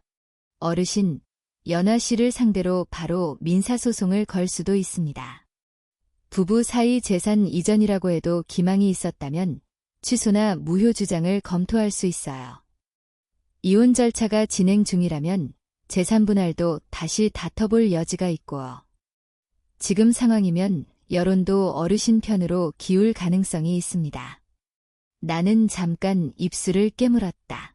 그 선택은 쉬워 보이지만 내겐 쉽지 않았다. 나는 연아를 미워했다. 그건 분명했다. 하지만 나는 연아를 법정에서 쓰러뜨리고 싶지는 않았다. 이상하지. 나를 길바닥에 던진 사람인데도. 그런데 인간 마음이라는 게 그렇다. 특히 부부로 오래 산 사람은 미움과 연민이 한 그릇에 섞인다. 나는 하진에게 말했다. 연아를 바로 치고 싶지 않네. 지금 연아는 이미 도윤에게 당하고 있잖아. 내가 당한 걸 이제는 연아도 당하고 있어. 물론 그건 연아의 업보다. 하지만 내가 지금 연아를 때리면 그건 도윤이 더 쉽게 빠져나가게 만들지도 몰라. 도윤은 늘 남의 싸움 뒤에 숨어 웃는 놈일 거야. 하진은 잠깐 말을 멈췄다. 그리고 아주 조용히 고개를 끄덕였다. 어르신 말씀도 일리가 있어요. 도윤에게 초점을 맞추면 연아 씨가 피해자이기도 하니까 수사기관 협조가 더 빨라질 수 있습니다. 다만 어르신의 권리를 되찾는 문제는 따로 진행해야 해요. 감정으로는 용서가 가능해도 권리로는 정리가 필요합니다. 그 말이 맞았다. 나는 용서와 권리를 분리해야 했다. 늙은 내가 배워야 할 마지막 교훈인지도 몰랐다. 그래서 우리는 두 갈래를 동시에 준비했다. 하나는 도윤을 잡기 위한 형사적 흐름, 다른 하나는 내 권리 회복을 위한 민사적 흐름이었다. 하진은 내가 지치지 않도록 순서를 조절했다. 오늘은 진술 정리, 내일은 기관 문의, 모레는 자료 요청. 그는 내 몸 상태를 계속 확인했고 내가 숨이 가빠지면 바로 멈췄다. 나는 그 배려 덕분에 끝까지 버틸 수 있었다. 도윤의 흔적을 추적하는 과정은 생각보다 길고 지저분했다. 사기라는 건 눈에 보이는 칼이 아니라 보이지 않는 실로 사람을 묶는다. 도윤은 자신의 이름을 그대로 쓰지 않았을 가능성이 있었다. 계좌는 차명일 수도 있고 통장은 대포일 수도 있다. 휴대폰 번호도 여러 개였을 것이다. 하지만 도윤은 인간이다. 인간은 습관을 남긴다. 하진은 그 습관을 찾으려 했다. 우리가 얻은 첫 단서는 돈이 빠져나간 길이었다. 연화의 계좌에서 어떤 계좌로, 어떤 시간대에, 어떤 금액이 이동했는지. 그 길을 따라가면 결국 사람의 그림자가 나온다. 물론 변호사가 마음대로 계좌 정보를 다 열 수는 없다. 하지만 수사가 시작되면 금융거래 정보는 중요한 열쇠가 된다. 그래서 하진은 사건을 사기 피해로 명확히 구성할 수 있도록 자료와 진술을 정리했다. 연화가 어느 정도 협조할지 여부가 중요했다. 그런데 아이러니컬하게도 연화는 협조할 수밖에 없었을 것이다. 연화는 도윤을 잡아야 한다. 그래야 자신도 살 수 있다. 그 절박함이 우리에게는 법적 동력이 된다. 며칠 뒤 하진이 돌아와 내게 말했다. 어르신, 도윤이 최근에 부산 쪽에서 목격됐다는 이야기가 있습니다. 정확히는 해운대 근처에서 고급 숙소를 잡고 있었다는 제보예요. 돈이 들어오면 사람은 숨기보다 과시를 합니다. 특히 젊은 사기꾼들은 더 그래요. 그게 틈입니다. 부산이라는 단어를 듣는 순간 내 심장이 묘하게 쿵 내려앉았다. 나는 도윤이 우리 집에서 웃던 목소리를 떠올렸다. 어르신, 가시죠. 그 가벼운 말투. 그 말투가 이제는 해운대의 바다 냄새 속에서 또 다른 사람을 속이고 있을지도 모른다는 생각이 들었다. 나는 이를 악물었다. 복수심이라기보다 더 이상의 피해를 막고 싶은 마음이 먼저였다. 내가 당한 일이 나 혼자에서 끝나지 않을 수 있다는 공포가 있었다. 도윤은 그런 인간이다. 한 번 성공하면 또 한다. 하진은 나를 부산으로 데려가겠다고 하지 않았다. 내 건강을 알기 때문이다. 대신 그는 수사기관과의 협조 가능성을 확인했고 필요한 진술과 자료를 정리해 제출했다. 나는 하진이 경찰이라는 단어를 꺼낼 때마다 조금 긴장했다. 나는 평생 법을 어기지 않고 살았지만 경찰서라는 곳은 사람을 작게 만든다. 특히 피해자는 더 작아진다.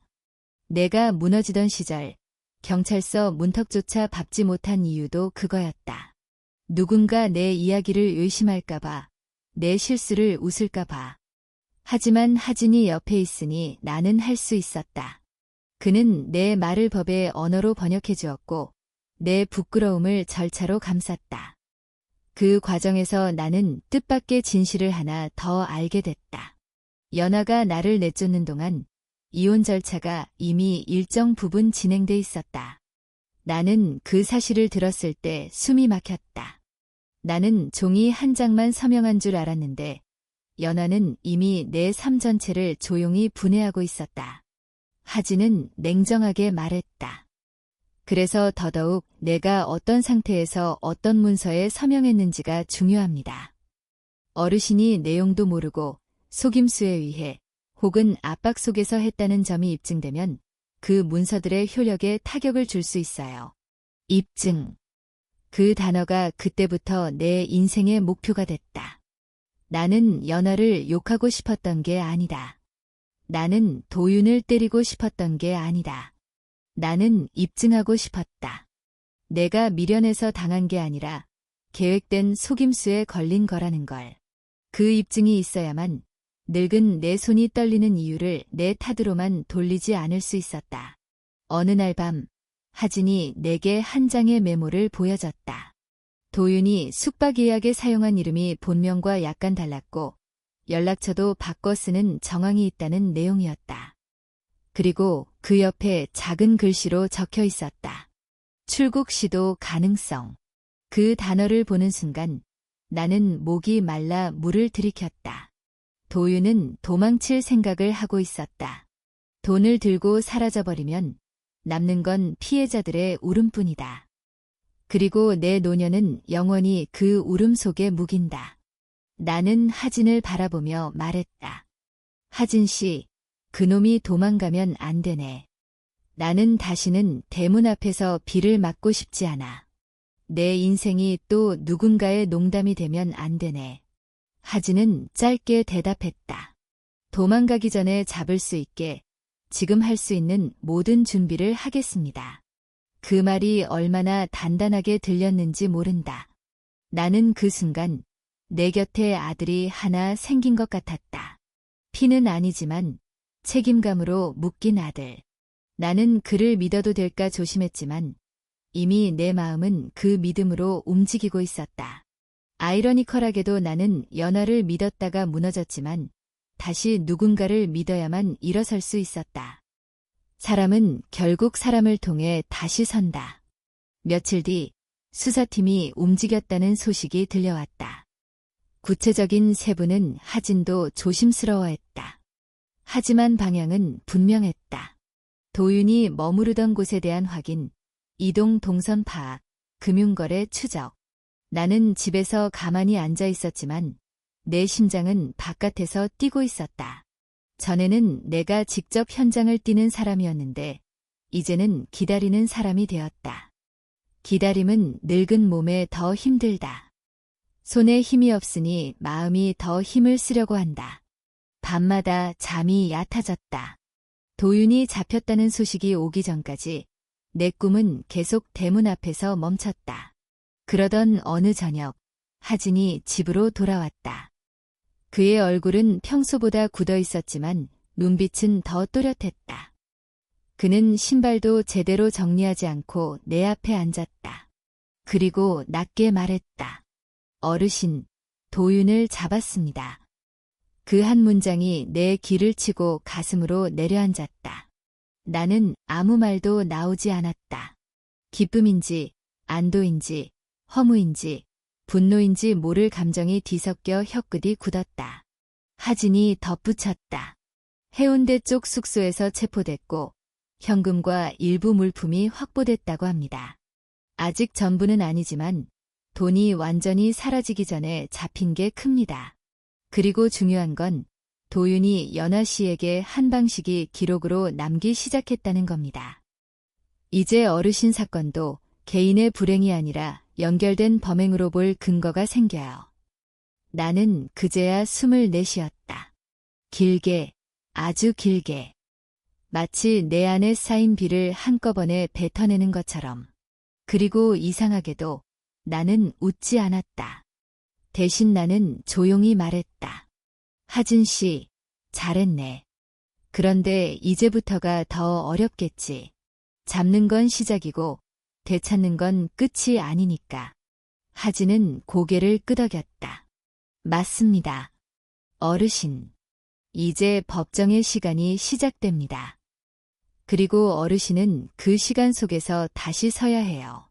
피해자로만 남지 않게 스스로를 증명해야 합니다. 그날 밤 나는 오래된 수첩을 꺼냈다. 예전에 계약 일정 적던 수첩이다.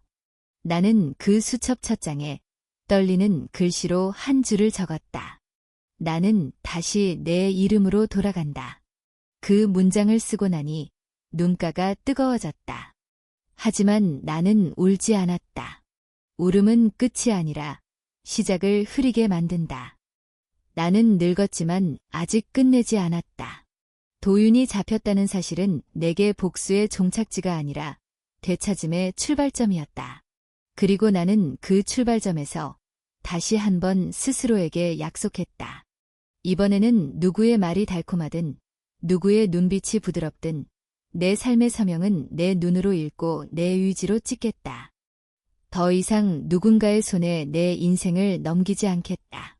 도윤이 잡혔다는 말을 들은 그날 밤 나는 잠들지 못했다. 기쁨 때문이라고 말하면 거짓말이고 분노 때문이라고 말해도 거짓말이다. 그건 오히려 두려움이었다. 사람은 절벽 아래로 떨어지고 나서도 한동안 바닥을 믿지 못한다.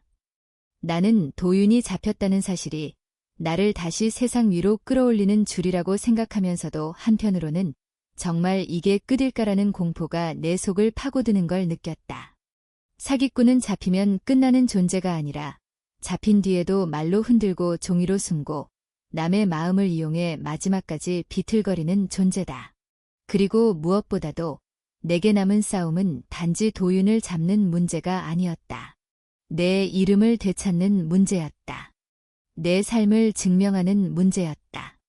하진은 그 밤에도 침착했다. 그는 내 앞에 앉아 물컵을 놓고 펜과 종이를 꺼냈다. 그리고 말했다. 이제부터는 어르신이 견뎌야 하는 시간이 시작됩니다.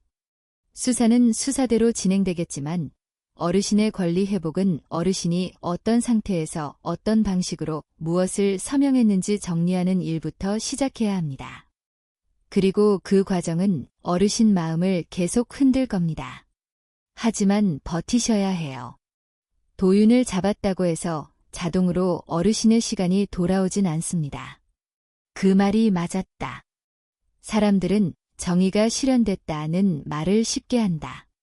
뉴스 한 줄로, 체포 한 장면으로 세상은 마치 모든 게 바로잡힌 것처럼 말한다. 하지만 피해자의 시간은 뉴스로 끝나지 않는다. 피해자의 시간은 매일 아침 눈을 뜰 때마다 다시 시작된다. 그 시간 속에서 나는 다시 문을 열어야 했다. 서류의 문, 법원의 문, 그리고 무엇보다도 내 자존심의 문. 며칠 뒤 나는 하진과 함께 경찰서에 갔다. 내 발로 경찰서에 들어가는 건 거리에서 떠돌던 그 시절에는 상상도 못했다. 그때 나는 내 그림자가 들킬까 두려워 숨어 다녔다. 민원실의 형광등은 차가웠고 바닥은 지나치게 깨끗했다. 사람들은 각자의 사정을 들고 앉아 있었고 그 얼굴들에는 공통점이 있었다. 모두 자신이 작아진 순간을 견디고 있었다. 조사를 맡은 수사관은 정중했다. 하지만 정중함 속에 절차의 단단함이 있었다. 어르신, 기억나는 대로 말씀해 주세요. 기억나는 대로. 그 말이 내게는 칼처럼 들렸다. 기억은 내 상처의 뚜껑을 여는 일이었다. 나는 천천히, 최대한 사실대로 말하려 애썼다. 연아가 어떤 말로 서명을 유도했는지, 법무사 사무실에서 내가 서류를 읽을 수 있었는지, 도윤이라는 남자가 그때부터 우리 집 주변에 있었는지, 대문 밖에서 내가 들은 목소리, 집에서 짐이 빠져나간 정황, 내 카드가 거절된 날. 하진은 내 옆에서 내가 흔들릴 때마다 질문의 중심을 잡아줬다. 그가 없었다면 나는 감정에 빠져 길을 잃었을 것이다. 조사가 끝난 뒤 하진은 내게 말했다. 어르신, 지금 하신 진술이 굉장히 중요합니다. 사기는 단지 돈이 빠져나간 사실만으로 되는 게 아니라 상대가 속일 의도가 있었는지, 그 속임수가 어르신의 판단을 흐리게 했는지, 그 결과로 재산이 이동했는지, 그 인과관계를 세밀하게 세워야 합니다. 어르신은 오늘 그 뼈대를 세우신 거예요. 나는 그 말에 고개를 끄덕였지만 마음 한구석은 여전히 흔들렸다. 왜냐하면 그 뼈대의 중심에 연아가 있었기 때문이다. 연아는 도윤에게 속았다고 해도 나를 속인 것은 부정할 수 없다. 연아는 내가 서명하도록 유도했고 나를 대문 밖으로 내쫓았다. 그러면서도 연아는 이제 자신도 피해자라고 말할 수도 있다. 그 모순이 내 마음을 뒤틀었다. 하진은 그 모순을 알고 있었다. 그래서 그는 감정과 절차를 분리하라고 계속 말했다. 어르신은 연아 씨를 용서할 수도 있고 용서하지 않을 수도 있습니다. 그건 마음의 선택이에요. 하지만 어르신의 권리를 되돌리는 건 마음과 별개의 문제입니다. 권리에는 정리가 필요합니다. 정리. 그 단어가 내게는 늦은 숙제 같았다. 며칠 뒤 검찰로 사건이 넘어가고 도윤에 대한 구속 절차와 수사가 진행되는 동안 우리는 민사 쪽 준비를 시작했다. 하진은 내게 단순한 희망을 말하지 않았다. 그는 가능성과 위험을 동시에 보여줬다. 서류의 효력을 다투는 일은 시간이 걸릴 수 있고 상대방이 자발적으로 서명했다고 주장하면 싸움이 길어질 수 있다고 했다. 하지만 도윤 사건으로 연아의 행위가 도윤과 연결된 기망 구조로 보일 여지가 생기면 어르신이 속임수에 빠졌다는 점을 설득하는 데 도움이 될 수 있다고 했다. 나는 그 말을 들으며 결국 인간의 삶은 맥락으로 움직인다는 생각을 했다. 한 장면만 떼어 놓으면 나는 단지 서명한 사람이고 연하는 단지 아내다. 하지만 여러 장면을 이어붙이면 나는 속임수에 놓인 노인이 되고 연하는 도윤에게 조종당한 공범과 피해자의 경계에 서게 된다. 그리고 도윤은 그 모든 장면을 설계한 중심이 된다. 재판 과정은 생각보다 잔인했다. 재판장은 조용했지만 그 조용함 속에는 칼날 같은 질문이 있었다. 판사는 감정을 위로해주지 않는다. 판사는 사실을 묻는다. 도윤 측은 변명과 회피를 섞어 말을 돌렸다. 연하 씨가 자발적으로 투자했다. 윤태석 씨와 연하 씨는 부부였고 부부 사이 재산 이전은 흔한 일이다. 본인은 단지 소개를 했을 뿐이다. 그런 말들이 내 길을 긁었다. 내가 길에서 굶던 날들은 그들의 말 한 줄로 지워질 수 있는 것처럼 느껴졌다. 그럴 때마다 하진은 내게 속삭였다. 어르신, 지금 흔들리면 상대가 이깁니다. 어르신의 상처는 법정에서 이야기가 아니라 사실로 들어가야 합니다. 감정은 잠시 접어두세요. 사실로만 가세요. 나는 하진의 말을 붙잡고 버텼다. 늙은 몸으로 법정에 앉아있는 것 자체가 고역이었다. 허리가 뻐근했고 눈은 건조했다. 하지만 내가 더 견디기 힘들었던 건 연하의 존재였다. 연하는 참고인 신분으로도 피해자 신분으로도 어떤 형태로든 재판 과정에 끼어들 수밖에 없었다. 어느 날 법정 복도에서 나는 연하를 마주쳤다. 그 순간 시간이 멈추는 줄 알았다. 연하는 내가 기억하던 연하가 아니었다. 머리는 희끗해졌고 눈가의 화장 흔적은 지워져 있었다. 옷은 예전처럼 고급스럽지 않았고 어깨는 좁아 보였다. 그녀는 내 눈을 보고도 바로 고개를 들지 못했다. 한때 나를 향해 스피커로 그건 당신 사정이지 라고 말하던 사람이 맞나 싶었다. 하지만 사람은 그렇게 변한다. 세상은 어떤 사람을 벌주기 위해 굳이 큰 몽둥이를 들지 않는다. 빛과 공포와 후회만으로도 충분히 늙게 만든다. 연하가 떨리는 목소리로 내 이름을 불렀다. 태석 씨, 그 한마디에 내 속에서 무언가가 꿈틀거렸다.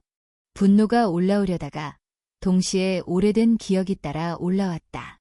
젊은 시절 연하가 내 도시락을 사주던 손, 밤새 장부 정리하던 얼굴, 아이들이 아플 때 병원 뛰어가던 모습. 그 기억들이 분노의 칼을 무디게 만들었다. 하지만 나는 그 기억에 속아서는 안 된다는 것도 알고 있었다. 기억은 사랑일 수 있지만 사랑이 곧 진실은 아니다. 연하가 말했다. 미안해요. 나도 이렇게 될 줄은. 말끝이 흐려졌다. 그녀는 울음을 참는 사람처럼 입술을 깨물었다. 나는 그 모습을 보며 이상하게도 내 안에서 이제 됐다 라는 소리가 나지 않았다. 오히려 더 조용해졌다. 나는 그 자리에서 어떤 말을 해야 할지 몰랐다. 용서를 말하면 내 고통이 가벼워질 것 같았고 원망을 말하면 내 마음이 더 늙을 것 같았다.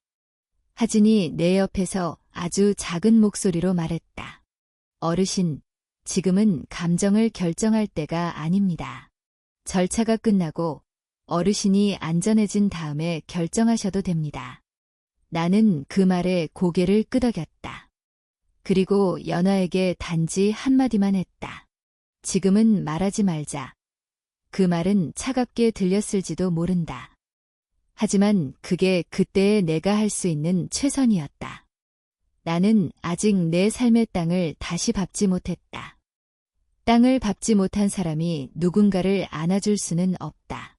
재판은 이어졌고 결국 도윤은 명확한 책임을 피할 수 없게 되었다.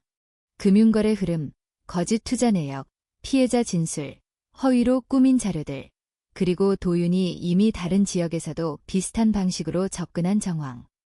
그런 것들이 하나씩 맞물리면서 도윤의 그럴싸한 말은 법정에서 힘을 잃었다. 판결이 선고되는 날, 나는 손바닥이 땀으로 젖었다. 판사는 도윤에게 중한형을 선고했고 피해 회복을 위한 절차가 계속된다고 밝혔다. 그 순간에도 나는 환호하지 않았다. 대신 내 어깨에서 아주 오래된 돌 하나가 굴러 떨어지는 느낌이 들었다. 그 돌은 내 죄책감이었다.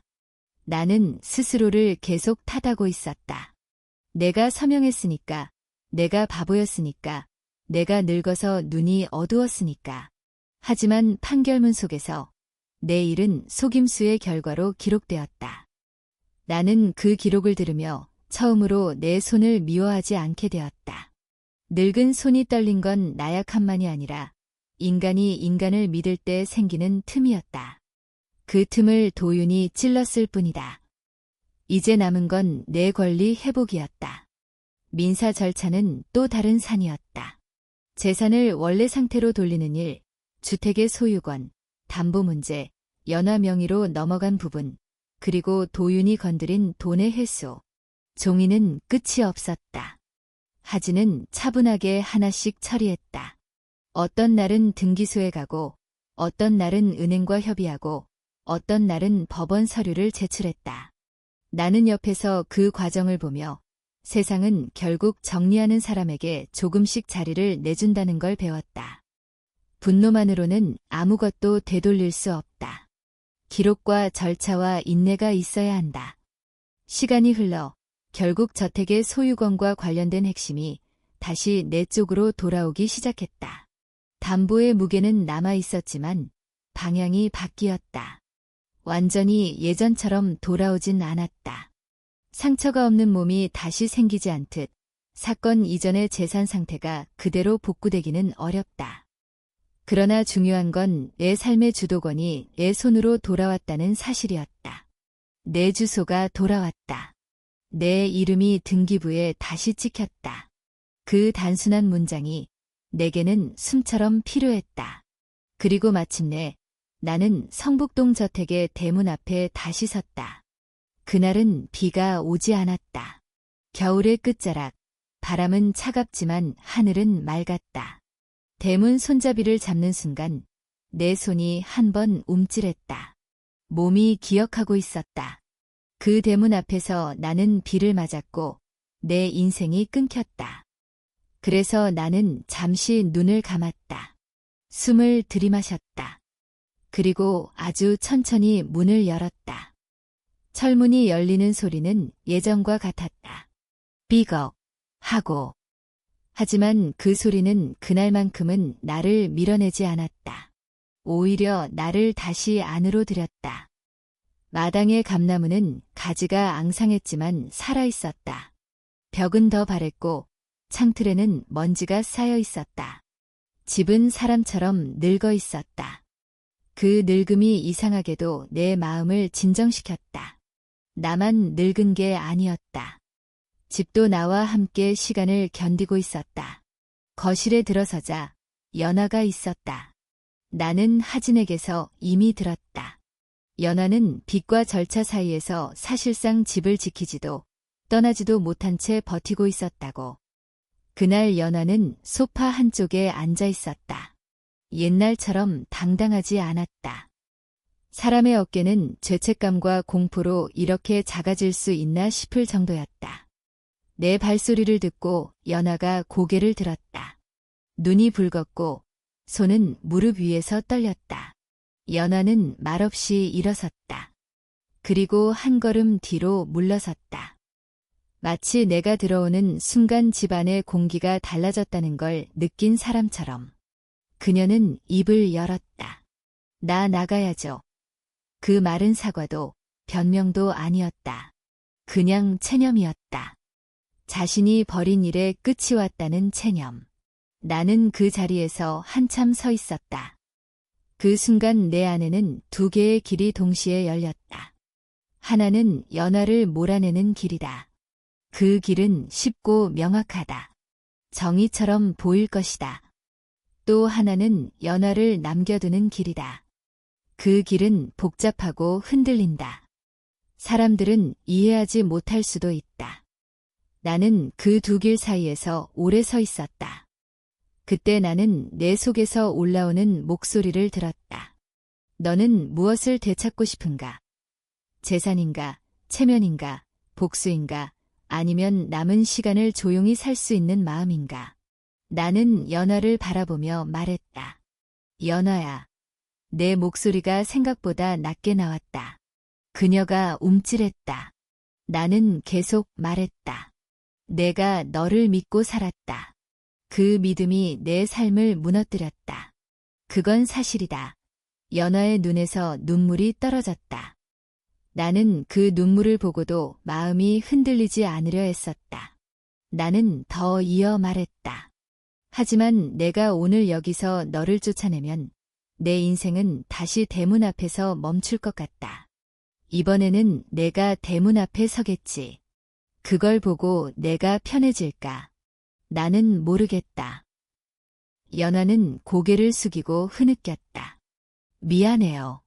미안해요. 나도 내가 이렇게까지. 그녀는 말을 잇지 못했다. 나는 그녀에게 다가가려다 멈췄다. 대신 내가 할 수 있는 최소한의 문장을 꺼냈다. 지금 당장은 같이 살자는 말은 못하겠다. 연화가 고개를 들었다. 나는 이어 말했다. 하지만 밥은 먹고 살아야지. 그 말이 내 입에서 나온 순간 나도 놀랐다. 그게 용서의 선언은 아니었다. 그건 노인의 현실이었다. 사람은 늙으면 큰 말을 못한다. 대신 작은 말을 한다. 밥, 약, 겨울, 이런 말들로 자신의 선택을 숨긴다. 연화는 그 자리에서 무너져 내렸다. 나 밥해도 돼요. 그 말이 얼마나 초라하면서도 간절한지 나는 한동안 대답하지 못했다. 결국 나는 고개를 아주 조금 끄덕였다. 그래, 국이나 끓여라. 그날 저녁, 집에는 오랜만에 냄새가 났다. 멸치와 무, 된장, 파, 그리고 따뜻한 밥 냄새. 나는 식탁에 앉아 있었다. 식탁은 우리가 함께 늙어가며 수없이 앉았던 자리였는데 그날은 처음 앉는 자리처럼 낯설었다. 연화는 부엌에서 조심스레 움직였다. 그 움직임에는 예전의 자신감이 없었다. 대신 두려움이 있었다. 나를 화나게 하면 안 된다는 두려움, 다시 버려질 수 있다는 두려움. 나는 그 두려움을 느끼며 마음 한구석이 아팠다. 하지만 동시에 나는 스스로 다짐했다. 두려움만으로 관계를 다시 만들지는 않겠다. 우리는 다시 시작할 수 있을지 없을지 시간을 통해 확인해야 한다. 며칠이 지나며 하진은 절차를 마무리하러 종종 집에 들렀다. 나는 그에게 말했다. 하진 씨, 나는 자네에게 빚을 졌네. 돈으로 갚을 수 있는 빚이 아니라 사람으로 갚아야 하는 빚이야. 하진은 웃으며 고개를 저었다. 어르신, 저는 빚 받으려고 한 게 아니에요. 다만 어르신이 다시 서는 걸 보고 싶었어요. 그리고 어르신이 다시 서면 다른 누군가도 서게 됩니다. 그 말이 내 가슴에 오래 남았다. 나는 하진에게 고맙다는 말 대신 내 방식으로 말했다. 밥 먹고 가라. 하진은 처음에는 사양했지만 결국 국 한 그릇을 받아들었다. 그 장면이 지금도 내 기억에 남는다.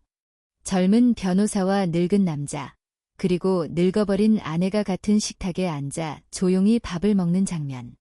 누군가에겐 이상한 그림일지 몰라도 내게는 삶이 다시 이어지는 그림이었다.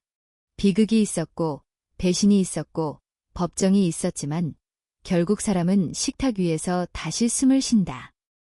연화와 나는 그 후로도 완전히 예전처럼 돌아가지는 못했다.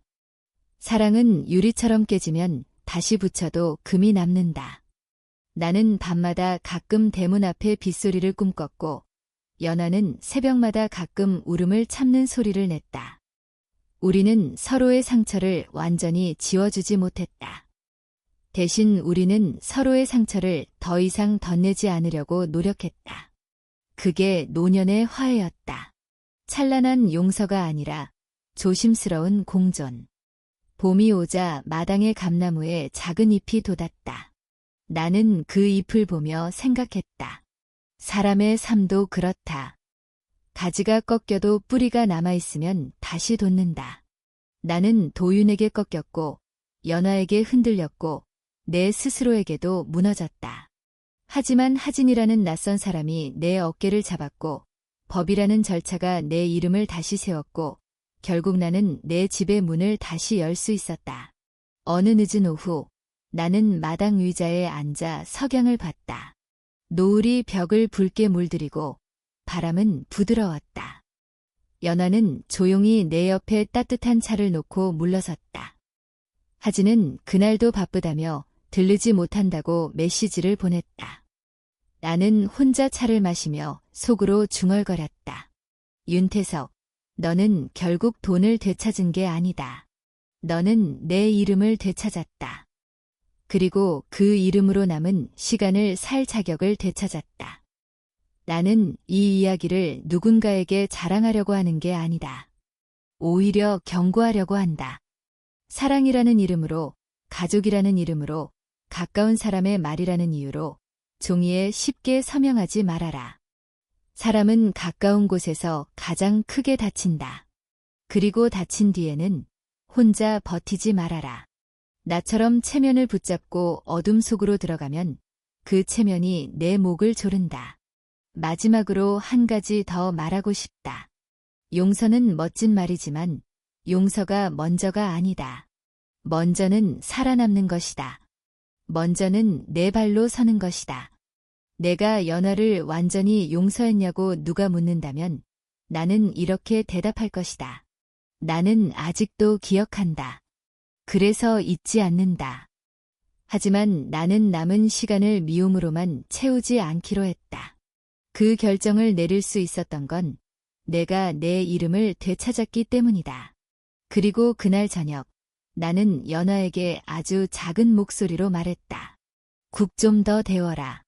저녁이 차다. 연화는 조용히 고개를 끄덕였다. 그 짧은 대답 속에서 나는 알았다. 우리 인생의 마지막 장은 화려한 문장이 아니라 따뜻한 밥 한 숟갈로 이어질 거라는 걸.